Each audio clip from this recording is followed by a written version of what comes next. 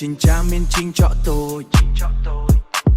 ដើរយឺតមើលទៅគួរឲ្យសើចភ្នែកមូល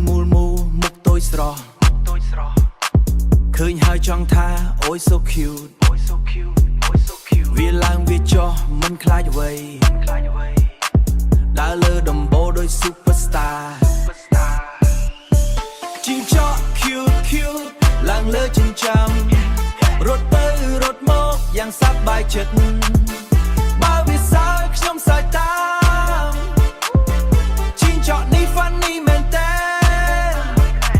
ជីងចក់ cute អត់ភ្លេចហាជីងចក់នេះ funny មែនតើពេលយប់មកវាចេញលេងរកមេអំបៅដើម្បីញ៉ាំសំលេងចក់ឮស្រទន់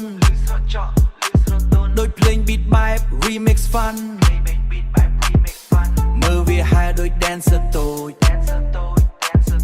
មិនចេះ hot មិនចេះខ្លាចជីងចក់ cute ឡើងលើចិញ្ចាម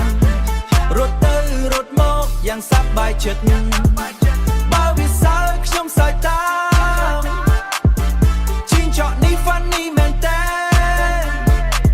ជីងចក់ cute អត់ភ្លេចហាជីងចក់នេះ funny មែនតើ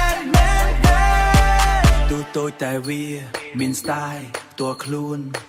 ទូតូចតែវាដូច hero ផ្ទាល់ខ្លួនដើរលើចិញ្ចាមដូច hero cartoon មើលទៅធម្មតាតែគួរឲ្យស្រឡាញ់ជីងចក់នេះខ្លាចគួរឲ្យស្រឡាញ់ជីងចក់នេះខ្លាចជា friend ខ្ញុំ